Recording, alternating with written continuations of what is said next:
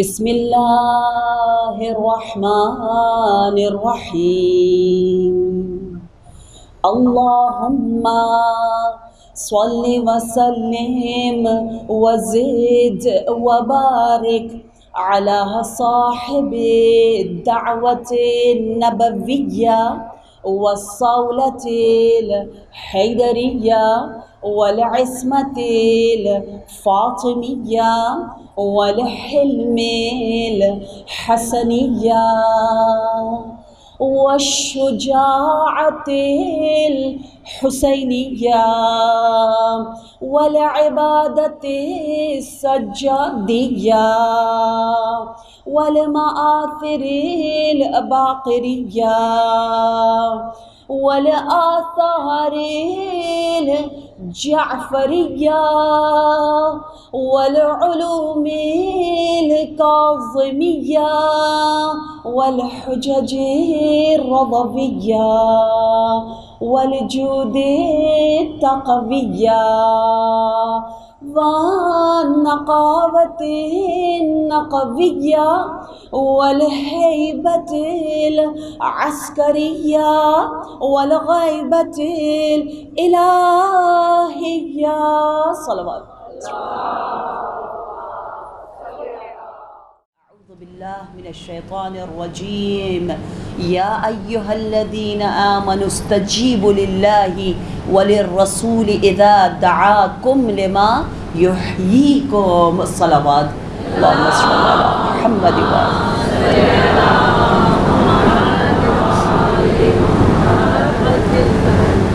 اعمال عاشورہ کے بعد آپ کے یہ حسین نورانی چہرے، یہ قلوب، یہ نور ایمان سے بھرے ہوئے دل، ان کی قیمت کتنی زیادہ ہے، قابل رشک ملائکہ. یہ جو جنت جیسا سما آپ نے خود اپنے لیے بنایا، جس جنت میں آپ رہ رہے ہیں، بحق مصباح الہدیٰ سید الشہداء، اب اس جنت سے نکلنا نہیں ہے. پروردگار عالم سے یہی دعا ہے کہ آپ کی اسی طرح ایمانی، نورانی، حسینی، زینبی زندگی رہے، کیونکہ اعمال کرنا آسان ہوتا ہے، اس کو قائم دائم، اس کی حفاظت نہایت سنگین کٹھن عمل ہے. اور انشاءاللہ ہمارا یہ سفر جاری و ساری ہے ان بیویوں کے ساتھ جو بیویاں محافظین کربلا، مبلغین چراغ ہدایت، اور ہم بھی انشاءاللہ ان تمام ایثار قربانیوں کو جو بیویوں نے کتنی عظیم قربانیاں دی.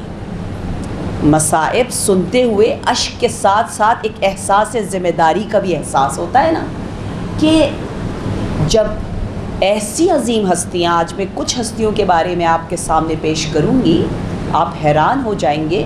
اور اس سے پہلے کہ موضوع سخن کو شروع کروں، جو ہمارا موضوع ہے حسین تھا، موضوع جمیل، جو مقلب القلوب کے کلام کی تجلی رکھتا ہے، وہ کلام علی نہج البلاغہ.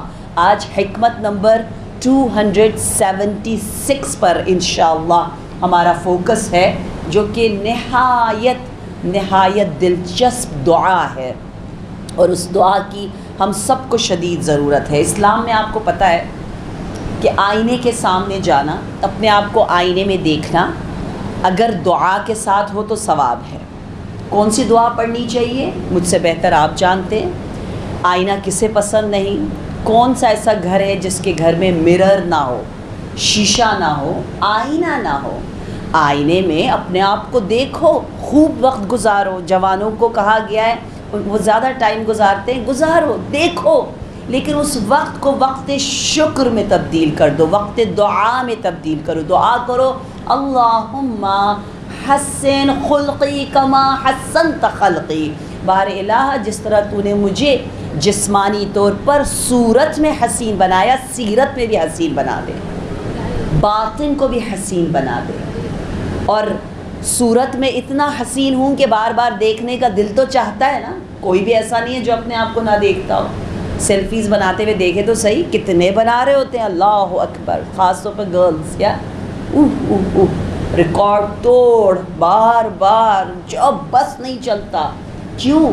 کیونکہ رب ذوالجلال نے وہ نعمتیں دی ہیں. اب حکمت نمبر 276 بتا رہا ہے، اور زیادہ ہمیں الرٹ کر رہا ہے، اور زیادہ ہمارے جسم اور روح میں اس کنیکشن کے بارے میں ہمیں متذکر کر رہا ہے جس کی ہمیں شدید ضرورت ہے. ضرورت اسی بات کی ہے کہ ہر وہ عمل جو ہم جسم کے لیے کرتے اس کو ہم مرتبط کر دیں روح کے ساتھ، روحانی جسمانی دونوں حسن اور دولت سے اپنے آپ کو مالا مال کریں. یہ وہ زمانہ ہے اور اسی زمانے میں ہم بسر کر رہے ہیں، اور ہمیں ضرورت ہے ایسے ٹپس کی، ایسے دعاؤں کی، ایسے حل کی جس سے ہماری روح بھی قوی سے قوی تر ہو، اور ہم انشاءاللہ باب العلم جو شجاعت میں علی ثانی اور مہربانی اور حیا میں فاطمہ ثانی ہے، انشاءاللہ قلب زینب کبریٰ کو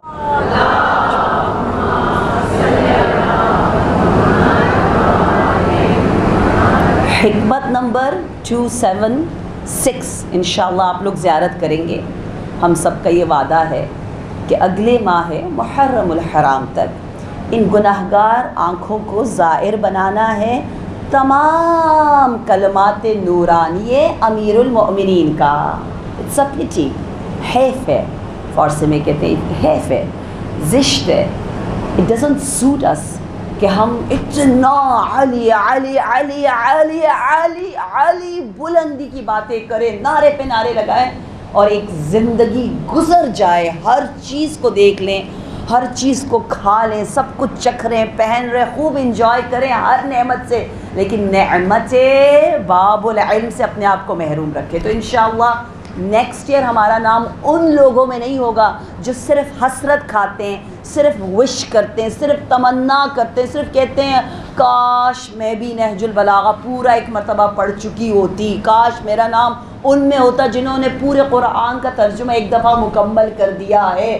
ہائے میری آرزو ہے کاش میں کروں میں کروں میں کروں. نہیں، ہم فرزندان روحانی ہیں، ام البتول خدیجۃ الکبریٰ ہیں، اور بی بی کاش کاش نہیں کرتی رہی، سب کاش کرتے رہے. اس زمانے میں جب وہ انتظار کر رہے تھے آخری نبی کا، کہتے رہے کاش ہم نصرت کر سکتے، کاش ہم یہ کر لیتے، آئی وش.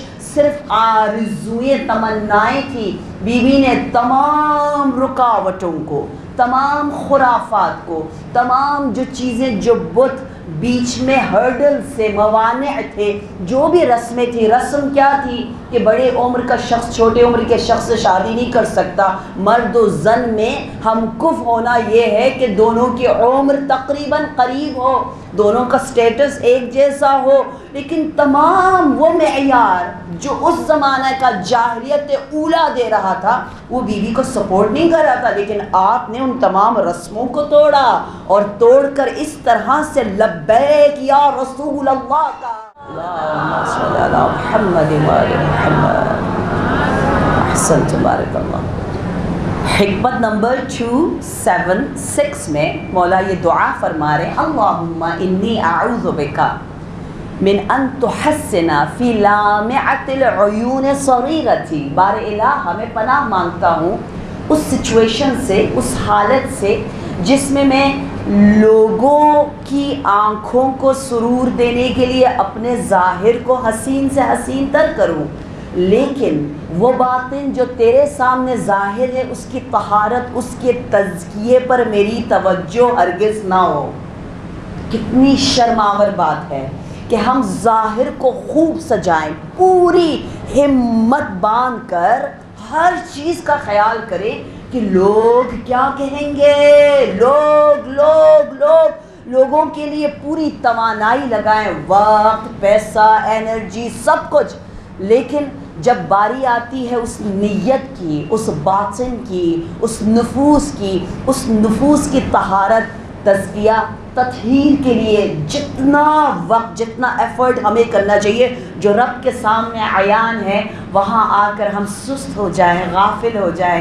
میرے مولا نے یہ دعا ہمیں سکھائی ہے اس حکمت میں، اور انشاءاللہ اگر آپ اس کو یاد کر کے پڑھیں جب بھی آپ تیار ہو رہی ہوں، اور یقیناً ہمیں معلوم ہے یہ دین اعتدال ہے، ثواب ہے۔ ہمارے نبی جان بوجھ کے جب آپ کے دوست و احباب اور شاگرد و اصحاب ملنے آتے تھے تیار ہو کر کہتے تھے یہ تیار ہونا اجر ہے، اس کا ثواب ہے۔ جب آپ جاتے ہو کپڑے بدلتے ہو، کنگھی کرتے ہو کہ کوئی مہمان آ رہا ہے یا دوست آ رہا ہے، اس کا اجر ہے، قربتاً الی اللہ کرو۔ ایسی کوئی بات نہیں، ظاہر کو جتنا سجانے کا حکم دیا ہم اتنا کر لیں، لیکن زمانہ ہر چیز میں حد سے گزر رہا ہے۔ پہلے زمانے میں ہم کہتے تھے کوئی بات نہیں، اسلام کہتا ہے ظاہر ظاہر پہنو کھاؤ، لیکن ایسے ہم حد سے گزرے ہیں کہ اس دور میں تو دل چاہتا ہے نہیں نہیں کنٹرول کرو، زہد سادگی پہ بولنے کا دل چاہتا ہے۔ اب یہ دور آ گیا ہے، کیونکہ ضرورت سے زیادہ جہاں پر بھی چیز بیلنس نہ ہو وہاں پر عذاب جان بن جاتا ہے۔ ہر چیز اعتدال میں انسان کو سکون دیتی ہے۔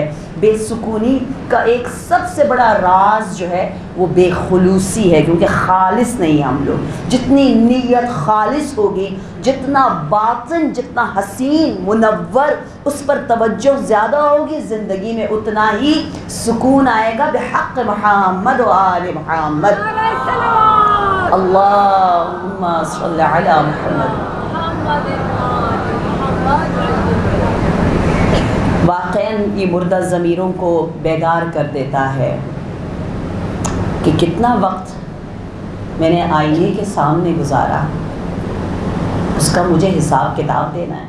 بہت سے ٹی وی چینلز میں بہت سے پروگرامز میں نے نہج البلاغہ اور خواتین ویمن کے بارے میں کیا ہے، اور میرا نام جس طرح یوٹیوب چینل میں لکھا ہوا ہے RAZIA Razia, and Batool BATOOL and NAJA ناجافی، کیونکہ میں نجف میں پیدا ہوئی، ناجافی، سو نجفی رازیہ بتول نجفی۔ اگر آپ میرا یوٹیوب چینل دیکھیں تو انشاءاللہ آپ کو بہت سی وہ ایپیسوڈز ملیں گی جس میں تفصیل کے ساتھ ہم نے نہج البلاغہ اور خواتین، یقیناً ہمارے نبی جو اتنی عزت دیتے تھے عورتوں کو، کہا نماز ایک طرف اور عورت ایک طرف، کہا جس طرح نماز معراج ہے عورت کا دامن بھی معراج ہے۔ اتنی عزت دینے کے بعد کیا نفس رسول اسی عورت کو گرائیں گے؟ ہرگز بھی نہیں۔ وہ حالات ایسے تھے، جس طرح قرآن کے شان نزول ہے اس طرح خطبات اور کلمات امام علی کے شان صدور ہے۔ اس شان صدور کو دیکھتے ہوئے اور معانی کو دیکھتے ہوئے ان پر تفصیلی گفتگو کئی جگہ کئی پروگرامز میں حقیر کر چکی ہے، تو انشاءاللہ آپ لوگ ملاحظہ فرمائیں گے۔ ہمارا موضوع سخن ابھی حقیقتاً اس کاروان کی جانب ہے، کیونکہ وعدہ یہی تھا کہ ہر روز ہم نے کچھ بیویوں سے توسل کرنا ہے، اور وہ اسپرٹ اور اس روح حیات کو جو ہماری حیات ہے، زندگی ہے، اس کو متعالی کرنا ہے۔ حیف ہے، افسوس کے بعد ہے، صد افسوس کہ یہ زندگی، یہ لیل، یہ نہار، یہ شب و روز ہمارے پاس بھی ہے اور یہ ان بیویوں کے پاس بھی تھے جن کا ہم نے ذکر کیا، سودا، رمیسہ، حولہ، اور انہوں نے اس شب و روز سے کیا کچھ کمایا اور ہم نے کچھ نہیں حاصل کیا۔ ایک ہی توانائی پروردگار عالم اس قرۂ ارض میں تقریباً برابر جیسی دے رہا ہے، لیکن کچھ کیا حاصل کرتے، کتنے انوار کو لے کر جاتے کہ دیکھیں اس زمانے میں ہم نے بہت سی ان بیویوں کا ذکر کیا۔ آج میری زیادہ تر توجہ رہے گی اس نام فاطمہ پر، کیونکہ اسرائے کربلا میں بہت سی اسیروں کا نام فاطمہ ہے اور وہ دختران معصومین امام ہیں۔ ایک فاطمہ بنت حسن علیہ السلام اور ایک فاطمہ بنت حسین۔ جتنی آپ کی معرفت اسیران کربلا کے بارے میں بڑھے گی، اتنا ہی ہم جو کہ پرسہ دہندگان معصومین ہیں، جب ہم روئیں گے تو خدا کی قسم ان حدیثوں کا مطلب صحیح انداز میں سمجھ میں آتا ہے کہ ایک قطرہ اشک کا اس جلال برے آتش دوزخ کو کیسے خاموش کر سکتا ہے؟ کہا کر سکتا ہے یہ اشک اگر اشک وفا اور معرفت ہو آسانی سے نہ کہیں میں نے سن لیا، آپ نے کہہ دیا، یا میں نے کہا آپ سن رہے ہیں، لیکن ہم اور آپ کیا جانیں کون ہے ام کلثوم، کون ہے فاطمہ بنت حسن و حسین۔ فاطمہ نام حدیث فاطمیات آپ نے سنا ہوگا، اگر آپ کریمہ اہل بیت فاطمہ بنت امام کاظم معصومہ قوم سلام اللہ علیہا میں تشریف لائیں۔ حرم مطہر میں لکھا ہوا جو حدیث لکھی ہوئی ہے وہ ہے حدیث فاطمیات، اور ہسٹری میں علماء کی جتنی بیٹیاں ہیں جن کے نام فاطمہ تھے انہیں فواطم عشر کہتے ہیں، 10 فاطمہ۔ سید رضی جنہوں نے نہج البلاغہ کو کمپائل کیا ہے ان کی مدر کا نام ہے فاطمہ، معلوم ہے نا آپ کو، قصہ پتہ ہے کہ سید رضی سید مرتضیٰ 2 چھوٹے چھوٹے بچے، نام فاطمہ۔ باپ کیونکہ علوی ہے اور بہت عظیم جلیل القدر عالم، ان کو جیل میں ڈال دیا گیا، ماں نے پالا ہے، اور سید رضی ایک شاعر عظیم، اور انہوں نے اپنے ماں کی فضیلت پہ جو اشعار کہے انہوں نے کہا ہے میری ماں ایسی ماں جس کا وجود بتا رہا ہے کہ باپ کی ضرورت ہی نہیں ہے اگر کسی کی ماں فاطمہ جیسی ہو۔ اپنی ماں کی مدح و سرائی فرماتے ہیں، فاطمہ ام سید رضی، فاطمہ بنت سید رضی بہت معروف ہے، ان کی کتابیں ہیں، فاطمہ بنت سید مرتضیٰ، فاطمہ بنت سید بن طاؤس، اور فاطمہ ست المشائخ جو کہ شہید اول کی بیٹی ہیں۔ ست المشائخ کہتے ہیں جو استادوں کی استاد ہے، مشیخہ استاد، ست المشائخ یعنی استادوں کی جو استاد ہے وہ شہید اول کی بیٹی فاطمہ ہے۔ اور شہید اول کون ہیں؟ شہید اول وہ ہیں کہ جتنے علماء کو آپ لوگ سنتے ہیں نا اکثر بہت کم پڑھ کر آتے ہیں ایران سے، افسوس کے ساتھ آپ کو بہت بڑے بڑے عالم لگتے ہیں بعض ان میں سے، لیکن بہت کم پڑھا ہوتا ہے، لمعہ تک پڑھا ہوتا ہے۔ لمعہ 7 دن میں شہید اول نے، بہت عظیم کتاب ہے فقہ کی، لمعہ، لمعان یعنی وہ ضیاء، وہ نور، وہ چراغ، لمعۃ الدمشقیہ جو دمشق کے زندان میں شہید اول نے only within 7 days لکھا۔ علی کے چاہنے والے اپنے دل و دماغ پر ان کا اتنا کنٹرول ہوتا ہے کہ وہ زندان میں جہاں انہیں بار بار زخم زبان دیا جا رہا ہے، کیونکہ وہ شیعہ، ایسے شیعہ عالم تھے کہ تمام مکاتب 4 حنبلی، شافعی، مالکی سب ان کے پاس آتے تھے، اور انہوں نے اتنے اتحاد یونٹی کے ساتھ سب کو تدریس تعلیم دیتے، ان کی فقہ کے مطابق ان کو جواب دیتے۔ اس یونٹی کو نہ دیکھا گیا، حسد کی وجہ سے آپ پر تہمتیں لگا کے آپ کو بہت زیادہ تشدد کر کے جیل میں ڈالا گیا، اور کتنا آپ پر ظلم ہو رہا ہے، تہمت لگ رہی ہے، لیکن شہید اول اسی لیے کہا کیونکہ علماء میں سب سے زیادہ جن پر ظلم کیا گیا اس دور میں وہ شہید اول ہے، پھر ہمارے پاس شہید ثانی ہے، پھر شہید ثالث ہے، شہید رابع ہے، پھر جیسے آپ نے سنا ہوگا شہید باقر الصدر، ان کی بہن بنت الہدا کا ذکر سنا ہوگا، ان کے ناولز آپ نے پڑھے ہوں گے، ان کی تصویریں موجود ہیں۔ کاش ہماری یوتھ اگر تھوڑی آرٹسٹ ہیں ماشاءاللہ، کچھ بنائیں، کچھ لکھیں، کچھ ان عظیم شخصیات سے کنیکٹڈ رہیں تاکہ اس دنیا سے جو ہمیں بے حیائی کی طرف لے کے جا رہی ہے تھوڑا سا ہم ڈائیورٹ ہو۔ یہاں فاطمہ ست المشائخ دختر شہید اول ہیں، فاطمہ فاطمہ فاطمہ، علماء میں بھی، اور معصومین کی ہر بیٹی، ایک بیٹی کا نام فاطمہ ہوتا تھا، اور وہ بیٹی سب سے زیادہ آؤٹ اسٹینڈنگ، راویہ، محدثہ، فقیہ، سب حسین، لیکن وہ سب سے زیادہ حسن فاطمہ والی نام بچی کا ہوتا تھا۔ اور ایک حدیث ہے جس کے نریٹر سب کے سب فاطمہ ہیں، اس لیے اس حدیث کو کیا کہا جاتا ہے؟ حدیث فاطمیات۔ وہ حدیث جو حرم فاطمہ معصومہ میں لکھی ہوئی ہے، وہ حدیث یہ ہے: الا من مات علی حب آل محمد مات شہیدا۔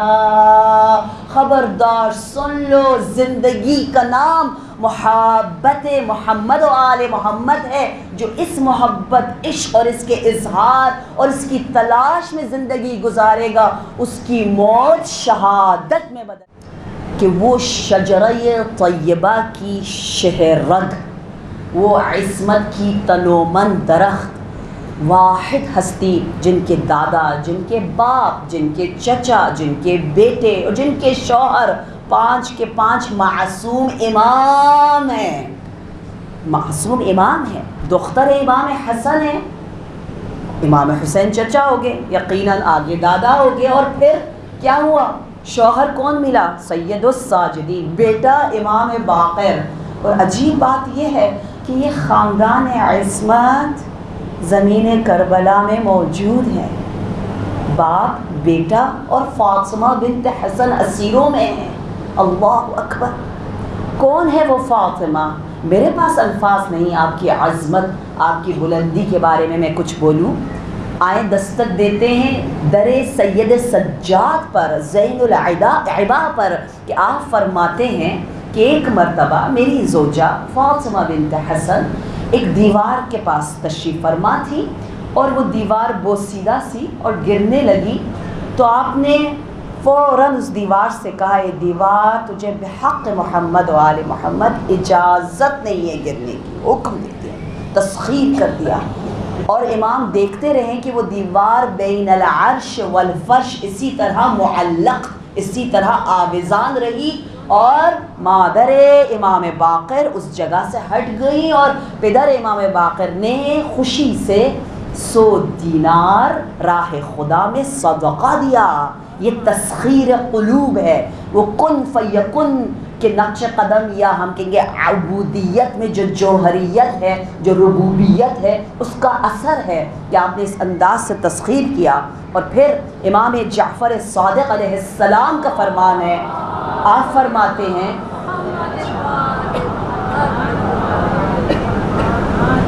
واللہ لم تدرک مثلها امرأۃ، کہ جناب فاطمہ بنت حسن کی طرح آل حسن میں کوئی خاتون نہیں ہے۔ کانت صدیقہ، یہ لقب بہت مشکل سے کسی کو دیا جاتا ہے۔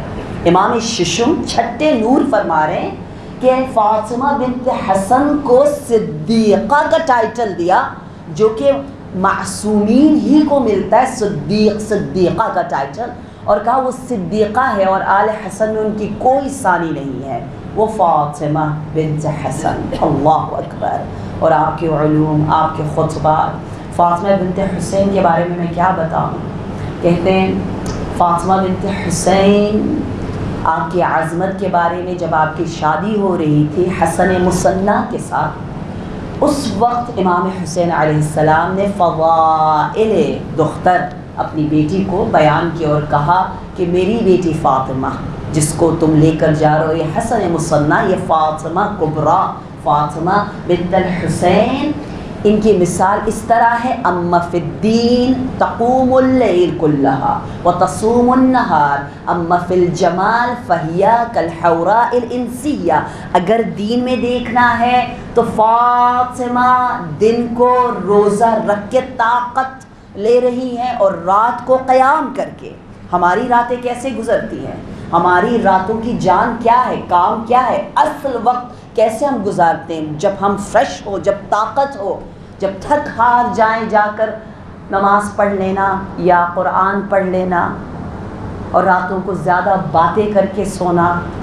خطبہ متقین نہج البلاغہ میں ہے متقیوں کی رات کیسی ہوتی ہے: اما اللیل فصافون علی اقدامہم، باقاعدہ بتایا گیا رات کا کچھ حصہ متقی کے لیے یقیناً قرآن سے متصل ہونا لازم ہے۔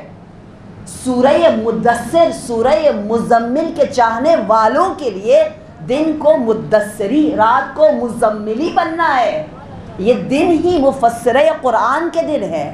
یہ جناب زینب کبریٰ، جیسے ہی آپ کبریٰ اور کوفہ، زینب دختر علی خطابت اور آپ کی فصاحت، بلاغت، علم، باب العلم کی متجلی کا تصور کرتی ہیں، آپ کو کیا یاد آتا ہے؟ کوفہ ہے اور بی بی تفسیر قرآن کا درس دے رہی ہیں. میرا پہلا سال ہے، آپ کو بتایا I've never been in محرم، میں ہمیشہ باہر ہوتی ہوں اور وہاں ہم تفسیر قرآن کرتے ہیں. عشرہ، یہ تمام عشرات کو ہم کہتے ہیں عشرہ زینبیہ. زینبیہ، زینت بنو دین کے لیے. حدیث کونوا لنا زینہ ولا تکونوا علینا شینہ. خدارا جیسے گھر والے کہتے ہیں نا ہم فلاں خاندان والے ہیں، ہم ہمراجی ہیں، پتہ نہیں ہم کیا ہے اپنا مراجی ہیں، تو ایک خاندان، ایک نام ہے، ہمارا نام بدنام نہ کرو. لٹرلی سمجھانے کے لیے معصومین نے بار بار ہمیں احساس دلایا کہ تمہاری نسبت ہم سے ہے. کونو لنا زینہ، ہمارے لیے باعث زینت و فخر بنو. زینبی ایام ہے، زین العباد کے ایام ہے. زینت زین اب زینت عبادت، اور ہماری عبادتوں میں عروج نہ آئے بار بار ان ہستیوں کا نام لے کر. لہٰذا رات عبادت کے لیے ہے، ایک پہر، ایک حصہ. ٹھیک ہے، اب اس کا مطلب کیا ہے؟ میں نے بتایا اس کا مطلب یہ ہے کہ کچھ چیزوں کو ڈیلیٹ کرنا ہے، کچھ ایڈ کرنا ہے. اگر آپ پہلے ایک صفحہ پڑھتے تھے قرآن کا، اب آپ نے ایڈ کرنا ہے ایک صفحہ نہج البلاغہ کا بھی. مخصوصاً سنڈیز میں نے آپ لوگوں سے وعدہ لیا ہے نا، بہت سی مومنات کہہ رہی آپ پھر آئے. میں نے کہا میں نہیں آؤں گی جب تک آپ لوگ سورہ فجر حفظ نہیں کر لیں گے، جب تک آپ مجھے بتائیں گے نہیں کہ ایک مرتبہ آپ نے پورا نہج البلاغہ پڑھ لیا. بہت مشکل ہمیں مجالس پڑھنا، ماشاءاللہ آپ لوگوں کو دیکھ کے ہمت ملتی ہے، لیکن دوسرے ویدر اور باقی چیزوں کی وجہ سے بہت سی تبدیلیوں کا مجھے احساس ہوتا ہے. لیکن وعدہ کریں کچھ کر کے دکھائیں ہم سب، کیونکہ نفس منمانی کرتا ہے نا، نفس بہت نخرے کرتا ہے. اس نفس کو کچلنا پڑتا ہے. اگر اس کا کہنا مانو گے یہ سر پہ چڑھ جائے گا، اس کو سر پہ نہیں چڑھنے دیں. اس کے ساتھ بڑا سخت تھوڑا حساب کتاب رکھیں. کہے گا سونے دے، نہیں بولو، جہاں جو منہ میں آئے بولو. نہیں کہتے باقاعدہ جس طرح کوئی ایسا شخص آپ کے پاس آتا ہے، آپ سے ڈیلنگ کر رہا ہو، معاملہ کر رہا ہو، جس کو آپ پسند نہیں کرتے، آپ کا بالکل دل نہیں چاہ رہا کہ وہ چیز آپ اس کو بیچیں. اب آپ کو بیچنا ہے تو آپ کی پوری کوشش یہ ہوگی کہ جتنا سخت معاملہ ہو کریں، سخت سے سخت. اور اپنا کوئی آ جائے تو آسان معاملہ کرتے ہیں. کہتے ہیں نفس کے ساتھ بڑا سخت ڈیلنگ کرو. باقاعدہ ہمارے انبیاء نے ہمیں سکھانے کے لیے بتایا ہے. وہ گفتگو کرتے تھے اپنے شاگردوں کے سامنے، اے نفس کیا سمجھ رکھا ہے؟ ہاں یہ خواہشات نفسانی ہے نا. نفس پتہ تو چلے، ہمیں پتہ ہی نہیں چلتا کب آیا کہاں سے آیا شیطان، پتہ ہی نہیں. شیطان ایسے طواف کر رہا ہے. طواف ایدی اور خلف، امام، یمین، 4 جانب ہوتے ہیں نا. طواف 4 جانبوں سے ہوتا ہے. کہ شیطان انہی 4 جوانب پر مسلسل ہمارے اوپر احاطہ کیے ہوئے، اور طاقت اس کی نہایت کمزور ہے اگر ہمارے پاس ایمان ہو. لہٰذا انشاءاللہ رات کا ایک حصہ ہم نے وقف کرنا ہے صلاۃ کے لیے، اور وہ صلاۃ جس میں مستحب بھی ہو اور کچھ قرآن پڑھا جائے. سورہ فجر خاص طور پر ضرور آپ پڑھیں، اور اس کے لیے کچھ چیزیں ڈیلیٹ کرنی ہوگی، کچھ اضافی باتیں، کچھ گندی عادتیں، کچھ نفس کی خواہشات، ان کو دور کریں گے تو انشاءاللہ کچھ حاصل ہوگا. زیادہ نصیحت کر لی، شاید عادت نہیں آپ لوگوں کو کہ ہائے یہ کیا نصیحتیں کرتی جا رہی ہیں ہمیں، لیکن حقیقتاً میں اپنے آپ کو نصیحت کر رہی ہوں. جناب فاطمہ بنت الحسین، جن کے متعلق امام ابا عبداللہ الحسین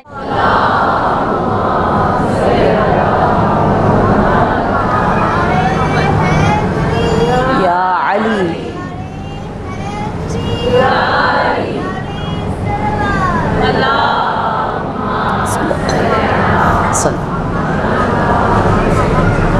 اما لیل رات کس لیے ہے؟ کچھ حاصل کرنے کے لیے بھی ہے، اور دن روزے کے ذریعے.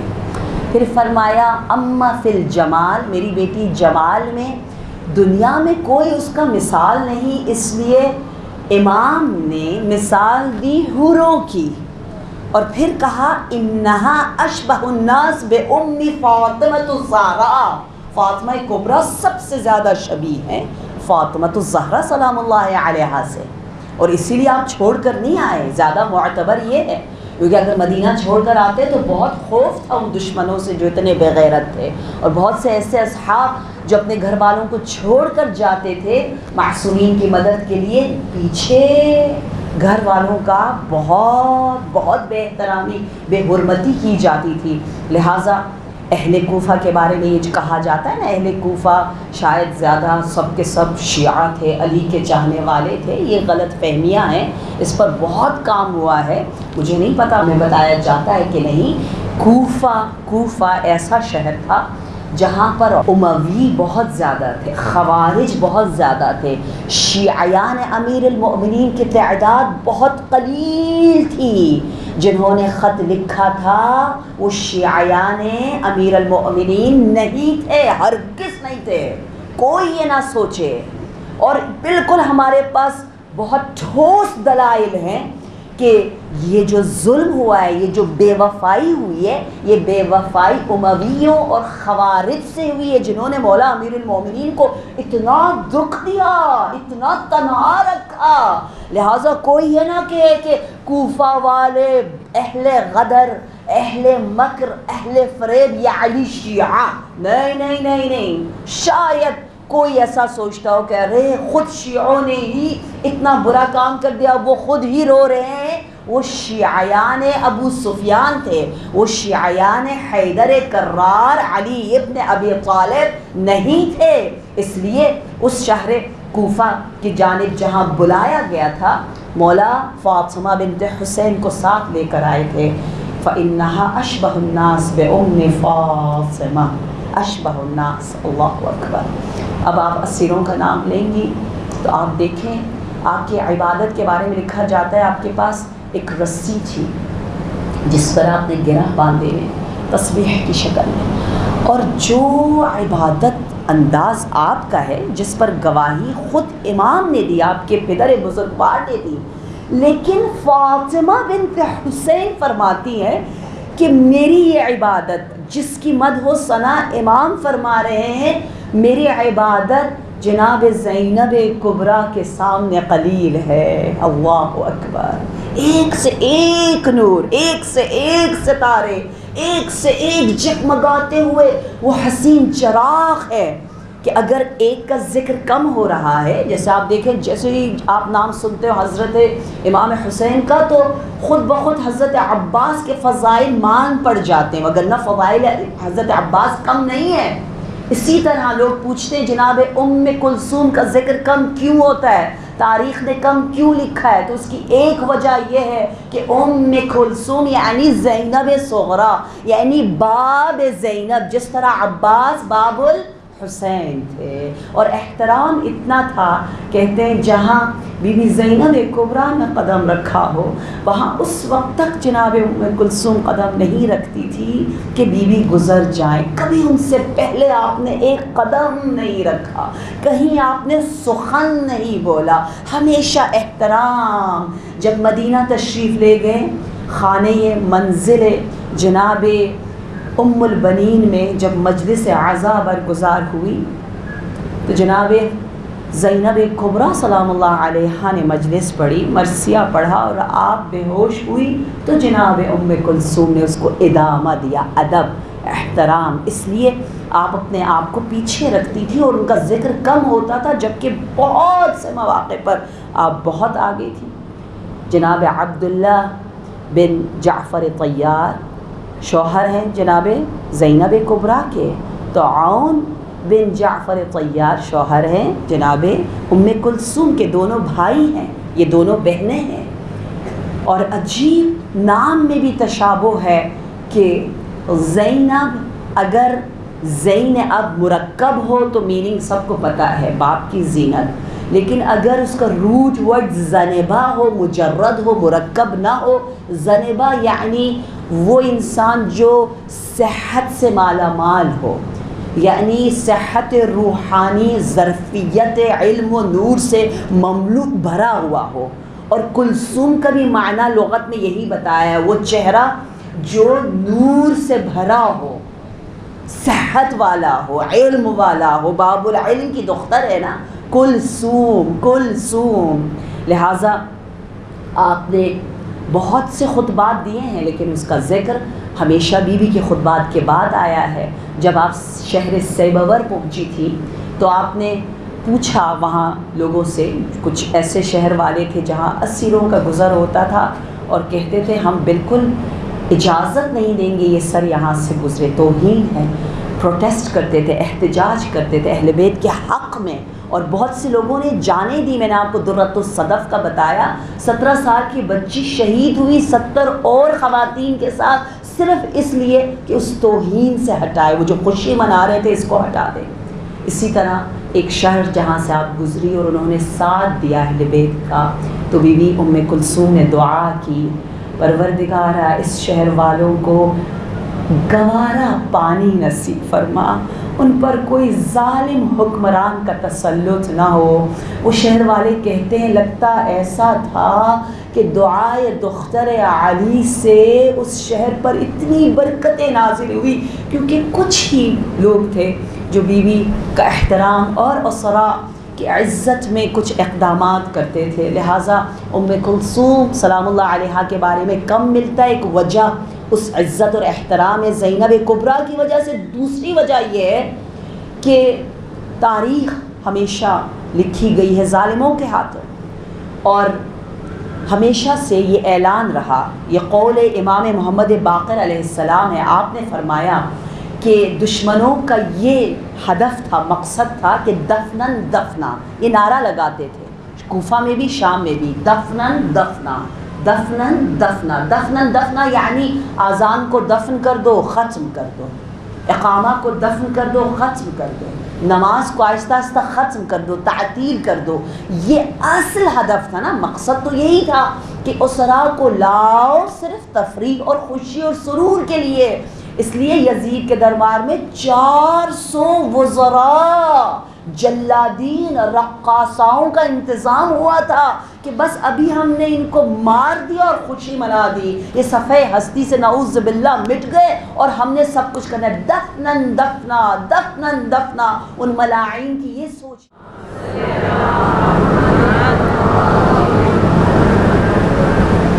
ابن ابی عمیر بتاتا ہے جو عصر امام کاظم علیہ السلام میں ہے. آپ اگر سلسلہ حدیث میں آ جائیں تو مراجع محدثین علم رجال والے اس حدیث کو آنکھیں بند کر کے اس کو وثاقت کے ساتھ دیکھتے ہیں. نہایت عظیم صحابی ابن ابی عمیر، جنہوں نے بہت کتابیں لکھی تھیں احادیث پر. آپ کو زندان میں لے جایا گیا، کہا گیا تمام کتابوں کو دے دو، ہم جلائیں، ہم ختم کریں فضائل اہل بیت اور ائمہ کی دختران اولاد کے بارے میں جو فضائل تھے وہ ہم تک کیوں نہیں پہنچے. اس کی علت میں آپ کو بتا رہی ہوں کیا ہوا ہے.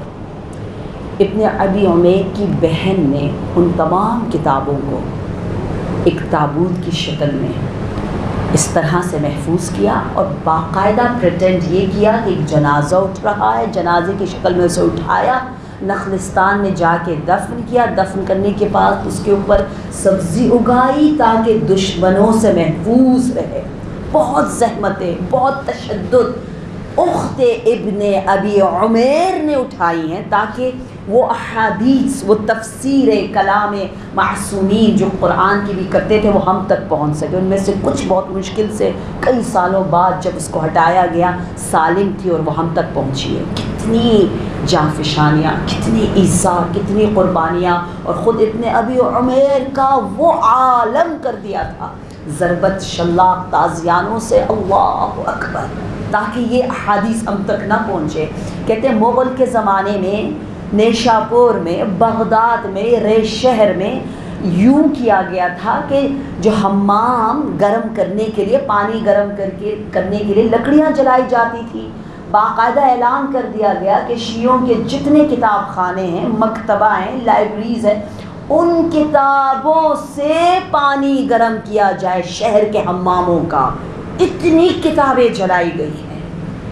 یہ وہ داستان غم ہے فضائل اہل بیت کی، اور اس لیے آج کل کے رائٹرز حیران ہوتے ہیں۔ یہ اعجاز ہے کہ دشمنوں نے حسد کی وجہ سے، دوستوں نے خوف کی وجہ سے فضائل اہل بیت کو اس طرح سے نہیں پہنچایا جو حق تھا، لیکن اس کے باوجود ہر جگہ ایک عجیب غوغا ہے، ایک عجیب فضائل اہل بیت پر کس معجزن انداز سے ہمیں الحمدللہ مطالب ملتے ہیں، اور ہم اپنی مجلسوں کو کس طرح محمد و آل محمد سودائے ہمدانی کا ساتھ ساتھ ذکر کرتی جاؤں، جس طرح ابن ابی عمیر اور ان کی بہن کے بہت سے خدمات ہیں اسلام کی حفاظت کے لیے، اسی طرح آپ کو بتایا تھا حارث ہمدانی جو عاشق تھا، شیدائی تھا مولا امیر المؤمنین کا، اسی طرح ان کی بہن ہے سودا۔ سودا خود اپنے شہر بصرہ، شاید وہاں سے شام تک جاتی ہیں۔ زرقا جن کے بارے میں ہم نے ذکر کیا تھا، زرقا کو کوفہ سے بلایا گیا تھا لیکن سودا خود جا رہی ہیں۔ سودا جنگ صفین میں اپنے بھائی کے ساتھ، اپنے پدر کے ساتھ مولا علی کے رکاب میں جس انداز سے جو آپ نے جہاد کیا، اپنی لسان سے، اپنی فکر سے اور اپنے ان احساسات سے، وہ بے مثال ہے۔ سودا کے خطبات اور اشعار کو بھی شامی حفظ کیا کرتے تھے۔ عجیب مقام ہے عورت کا۔ ہم تو قرآن حفظ نہیں کرتے، قرآن حفظ کرنا شروع کریں گے، ہمت اونچی کریں گے، یہ نہیں کہیں گے ہائے مجھ سے حفظ نہیں ہوتا، وعدہ کیا ہے نا، یہ نہیں کہنا ہائے میں بھول جاتی ہوں، میں بھلکڑ ہوں، یہ کہنا حرام ہے اب ہم پر انشاءاللہ، ٹھیک ہے، پازیٹیو رہنا ہے۔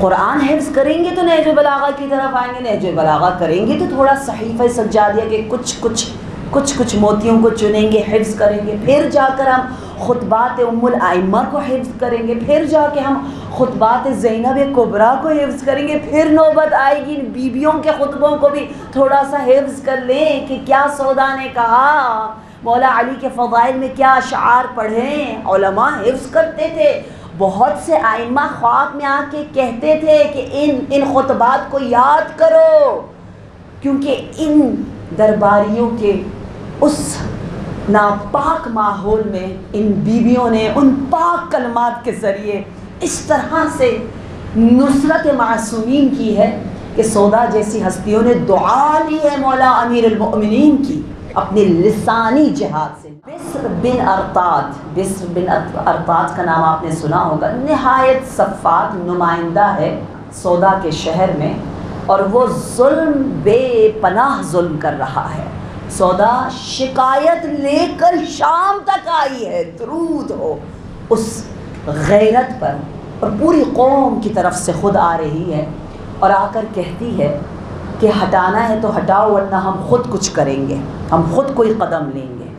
جیسے ہی سودا نے جسارت کی، دیکھا جس اونٹ سے وہ آئی ہے اسی اونٹ پہ اس کو باندھو اور گھسیٹتے ہوئے اس کے وطن تک اس کو لے جاؤ، اس کو ختم کر دو۔ جیسے ہی یہ فتویٰ دیا، اس نے حکم دیا، سودا نے رونا شروع کیا اور ایک شعر کا، صلی الہ علی جسم تضمنتہ، درود اور صلوات خدا ہے اس جسم پر کہ جب وہ جسم دفن ہو گیا اس کے ساتھ عدالت بھی دفن ہو گئی۔ جس انداز سے سودا نے وہ پڑھا، انقلاب اس دربار میں، کہا یہ کون ہے؟ کہا یہ وہ مولا ہے، یہ وہ آقا ہے جو عادل نہیں، عادل ہے، عادل کل ہے، جس طرح ایمان کل ہے، عادل کل میرے آقا علی ابن ابی طالب۔ عادل یعنی وہ شخص جو عدالت کرے، عادل یعنی عادل کو یہ فخر ہے کہ اس کو نسبت مل رہی ہے مولا علی سے۔ اور پھر بتاتی ہے ایک مرتبہ مولا علی کا نمائندہ ایک چلو گندم اس نے اضافی لیا تو میں شکایت کے لیے مولا کے پاس کوفہ آئی، مولا نماز مغرب پڑھ رہے تھے، مغرب ختم کی، جیسے ہی میری بات سنی، اور ہمیشہ میں آپ کو یہ بات کہتی رہی ہوں، آپ توجہ رکھیں کہ خواتین کثرت کے ساتھ، میں نے تو صرف 10 خواتین کا ذکر کیا ہے، کتابیں آپ پڑھیں، میری ہی کتاب پڑھ لیں، اگر آپ انشاءاللہ فیس بک پر بھی آپ دیکھیں، میں ایسی احادیث اور ایسی بیویوں کا ذکر کرتی رہتی ہوں جن کا انفارچونیٹلی افسوس کے ساتھ جو محسنہ ہیں ہماری، ہم کم ان کو یاد کرتے ہیں، کتنی کثرت کے ساتھ ہے جو مستقیماً امام کی خدمت میں جا رہی ہیں اور مستقیماً امام سے گفتگو کر رہی ہیں بغیر کسی واسطے کے، اور وہ بھی مسائل اپنا مسئلہ نہیں ہے، چھوٹا ذاتی میرا نہیں، عورت چھوٹے چھوٹے مسائل میں نہیں رہتی، وہ قوم اور ملت کا سوچتی ہے، اور پھر کہتی ہے کہ میں ایک مرتبہ اپنے آقا سے ملنے گئی تھی، میں نے شکایت کی، مولا نے اپنے جیب سے ایک کھال نکالی جس پر لکھا جاتا تھا، جو صفحے کی جگہ ہوتا تھا، اور آپ نے لکھا قرآن کی اس آیات کو، بہت سی آیات تلاوت کی سودا نے، بہت سی آیات، وہی آیات جو حضرت شعیب کے زمانے میں کم تولنا، بے انصافی کے بارے میں تھی کہ ظلم کے ساتھ وزن نہ کرو، وَلَا تُفْسِدُوا الْأَرْضَ بَعْدَ إِصْلَاحِهَا۔ جب میں وہ آیات ساری پڑھتی ہوں حیران ہو جاتی ہوں، ہمیں پڑھنا نہیں آ رہا، بی بی کس طرح سے ان آیات کو پڑھ رہی ہیں، دلیل دے رہی ہیں، قرآن قرآن قرآن، ان ایام میں مولا کا سر بھی قرآن کی تلاوت کر رہا ہے، اگر میں یہ باتیں نہ کروں قیامت کے دن مجھے جواب دینا ہوگا، کیونکہ ہماری مجلسوں میں آسانی سے کنیکٹ کم کیا جاتا ہے نا، بتاتے ہیں الحمدللہ، لیکن بار بار تذکر کی ضرورت ہے، یہ دنیا والے اپنی چیزیں بیچنے کے لیے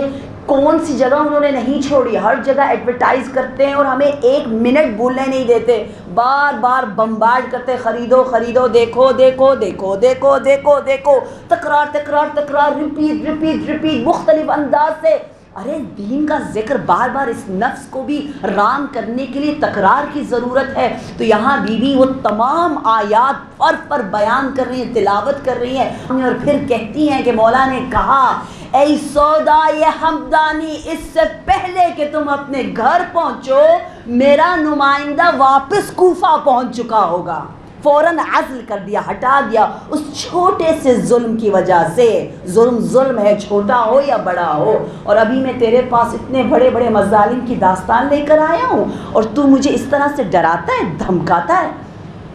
اوہو، ہمیشہ کی طرح کہتے ہیں نا کچھ لوگ سائیکی ہوتے ہیں، دوسروں کو تنگ کر کے انہیں مزہ آتا ہے اور خود اپنی انسلٹ کر کے بھی انہیں مزہ آتا ہے، کہ وہ چاہتا تھا کہ مولا علی کے کسی طرح فضائل بیان ہو، آخر میں ہار اس کی ہوتی تھی اور اسی سے شاید اس کو مزہ آتا ہوگا، مجھے نہیں پتا، کیونکہ میں حیران ہوئی، خود ہی کہتا تھا علی کا ذکر کرو، فضائل پڑھو، بتاؤ کیسا کیسا وہ خوف بھی ہے، سننا بھی چاہ رہا ہے، یاد بھی مولا کے ہی کلام کو کر رہا ہے، اور دشمن ہی اتنا ہے، کچھ سمجھ میں نہیں آتا اس عجیب عجیب نہایت بے عقل موجود کا۔